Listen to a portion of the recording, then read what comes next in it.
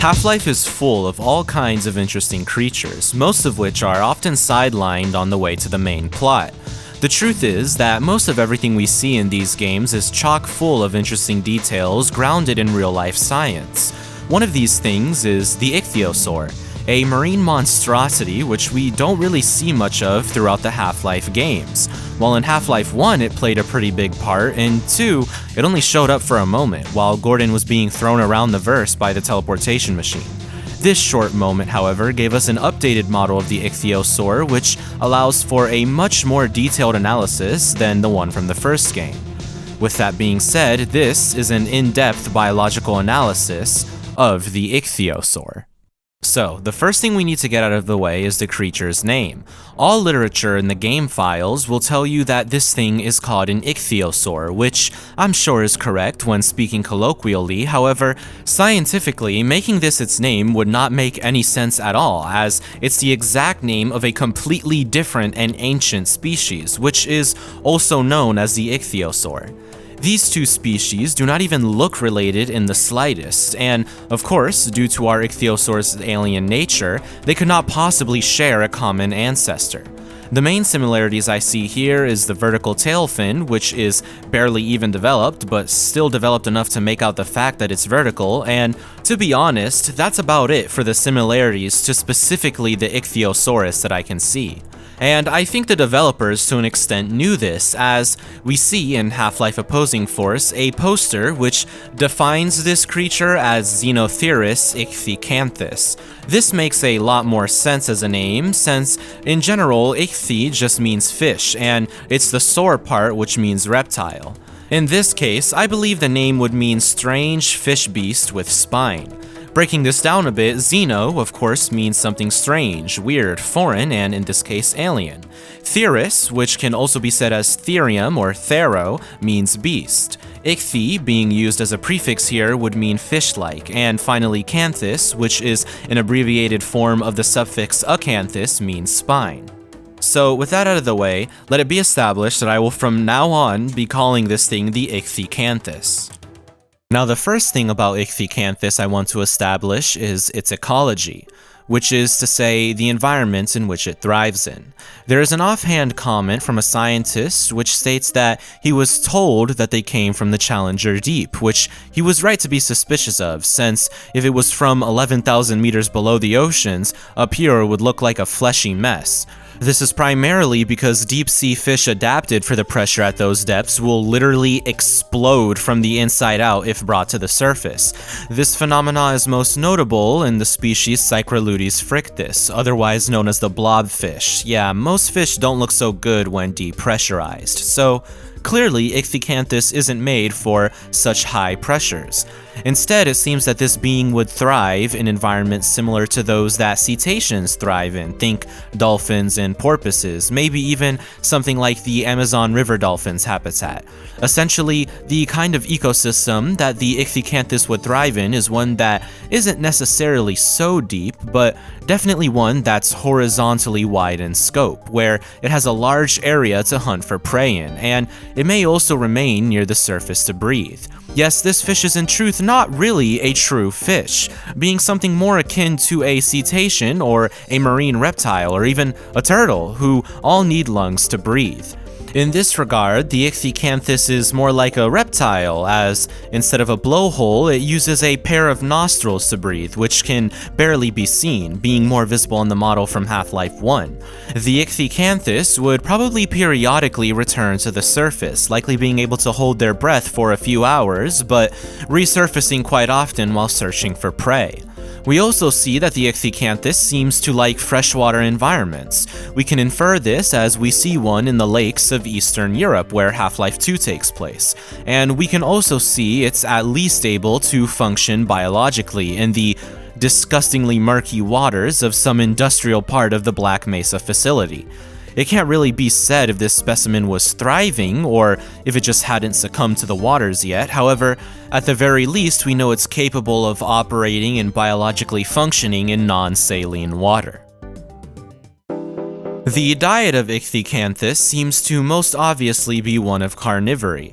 Its mouth and teeth share a striking resemblance to something like the sand tiger shark's teeth, with them kind of just being thrown around there, although in this case the Ichthyosaur does not have any rows, only these few rooted teeth, which seem to be organized in a way where if the mouth closes, the lower teeth would fit into the dents located in the upper gums here. We can't really see any holes here as they weren't modeled. However, the position of these dents tell me that Ichthyosaur was intended to be able to fit part of its teeth up there. I would imagine that when diving, it would look something like this. I would assume the Ichthyosaur would enter states like this when needing to dive deeper or simply cross a distance with greater speed. I would assume that holding its mouth closed like this may put strain on it though, and thus wouldn't be needed for things like holding breath. Instead, I think water could easily pass through its body and simply be pushed out with a specialized organ, something akin to a whale or turtle's tongue. I would expect this protrusion seen in the mouth to be the organ used for this, however, it could also be farther back. Now, we can actually probably get a pretty good read on Ichthyosaur's diet. We not only see the way how its mouth is structured, but also its actual length, since this was made in the source engine. This beast is approximately 18 feet long, about 3 Dr. Kleiners in length, who himself is 5'11".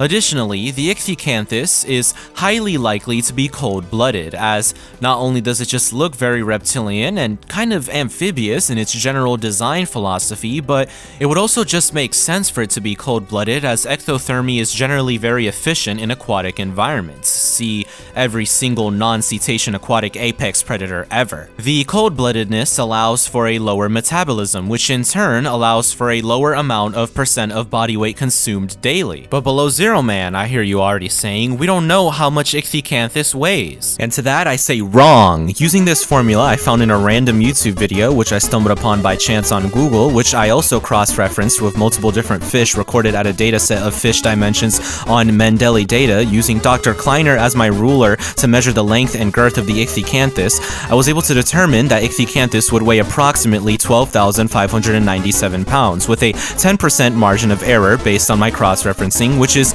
really bad for the purposes of the dietary needs of a real fish, but for the sake of simplicity, I'll go with a 10,870 pound weight. Please do not use this method for any real-life purposes other than forgetting your scale at home if you went fishing. You will probably kill your goldfish if you do this. Needless to say, Ichthyosaur is huge, bigger than most freshwater fish species on Earth, and subsequently, it would have to eat quite a bit to sustain itself. Based on the previous estimate, Ichthyosaur would really only need to eat between 1 and 5% of its body weight per day, so we can say about 326 pounds, 3%. While we don't know much about the aquatic life of Zen, aside from leeches, and more leeches, we do know about the local wildlife of the Eastern and Northern Europe areas, in particular near the capital of Bulgaria, which can be determined by looking at the map of City 17 in Half-Life Alyx. Of course, most of the fish over there, and most of the fish in general on Earth, aren't really that big, a lot of them not even being half a foot. However, there are some fish who would make a particularly good meal for the Ichthyosaur. The first thing I found was the Russian sturgeon, a species found all over Eastern Europe in the Danube River bordering Romania and Bulgaria. It can weigh up to 254 pounds, which of course would easily be enough to mostly satiate Ichthyosaur. However, it is critically endangered, so there would be much difficulty in even finding this species, let alone preying on it.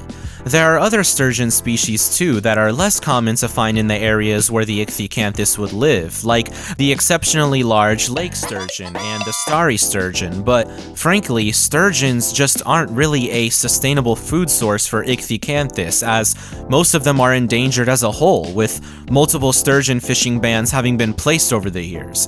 If Ichthyosaur got its hands on this thing, it would probably go extinct in a couple of years. We also have the hukin, or the Danube salmon, who can weigh up to 110 pounds, again, a good food source if it wasn't for the fact that it was endangered, although seemingly not to the extent that sturgeons may be.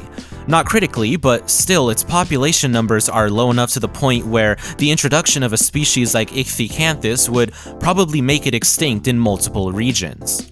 The common carp and other similar carp species are on average 1.3 to 2.5 feet long and can range to 4.4 to 30.9 pounds in weight, which on the higher end could feed an ichthyosaur if it ate just 11 of them.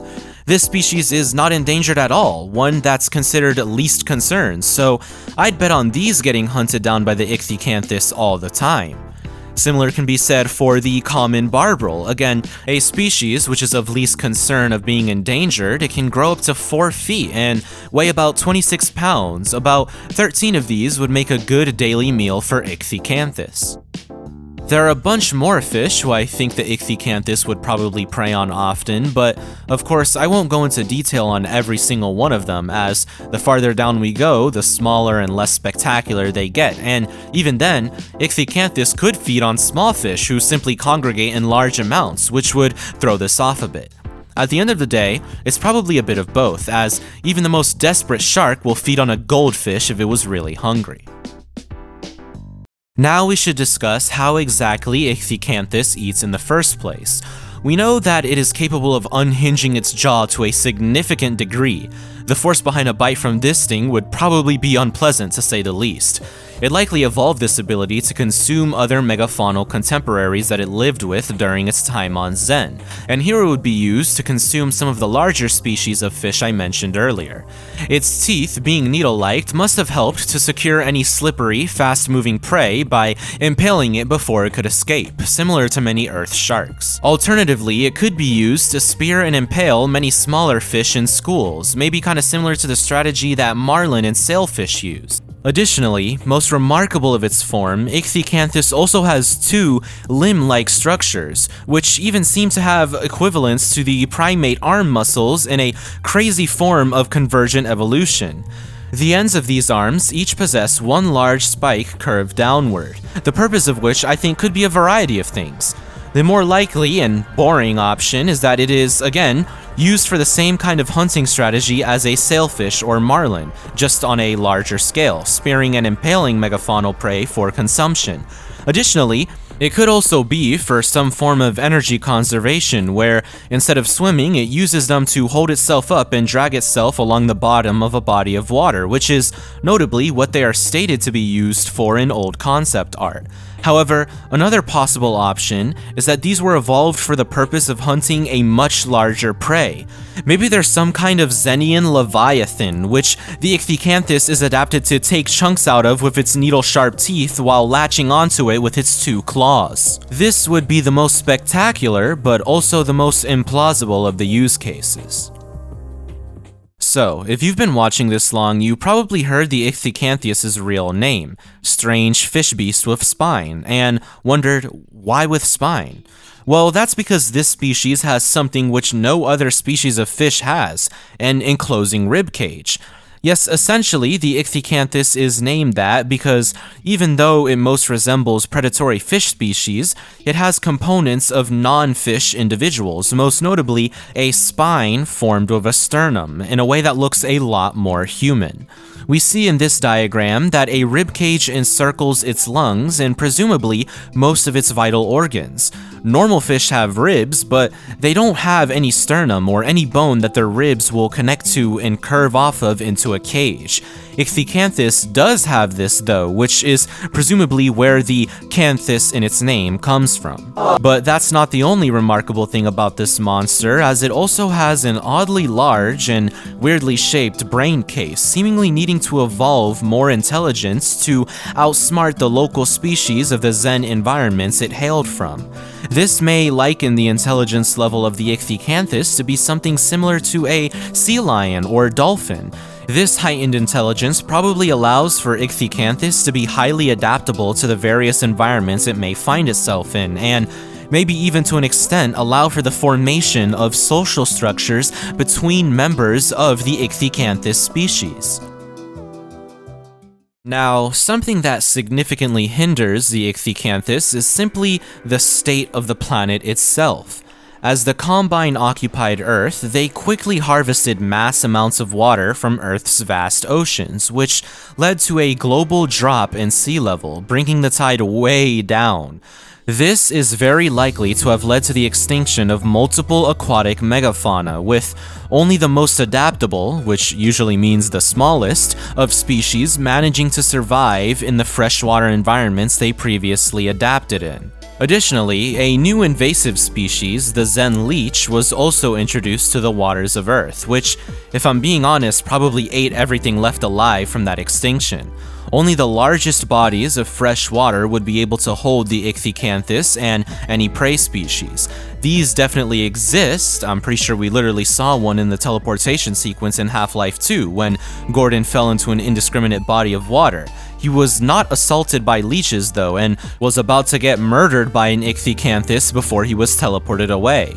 Dropping the Ichthyosaur, an invasive species from another dimension, into an already ravaged Earth ecosystem is itself already a recipe for disaster, and not just for Earth, the Ichthyosaur will quickly run out of prey if too many of them were introduced. I'm not entirely sure how many the Nihilith or portal storms caused to be put into the ecosystem of Eastern Europe, or if it was even contained to that region in the first place. The only reason why I assume it's contained there is because it makes things a lot easier, and because we only ever see an instance of one near City 17. Needless to say, the Ichthyosaur will scavenge as much prey as it can until it eventually has to adapt or die. It may even move into the saltwater regions of Earth if it can survive long enough to adapt to that salinity. Until then, the presence of Ichthyosaur in Earth's ecosystems continue to hang in the balance. And so that brings me to the end of this video. Once again, this is a brand new format wherein I analyze a singular species rather than a whole array of them. Technically, I tried it before, but that wasn't really biology, that was more mechanics. This was made significantly easier by the fact that I could retrieve the measurements for Ichthyosaur in the actual source engine, because Half-Life, and by extension Gary's mod, is the backbone that many of my analyses are built on. And I'll admit, this video is a bit of a holdover for my next video on Deep Rock Galactic, which is now slated for June 20th. And guys, this is going to be a huge video. You will love it, trust me. With that being said, as always, I hope this video has encouraged you to look at the games you play under a more detailed lens, and if you ever find something that you may find interesting, you can leave a comment below letting me know about it.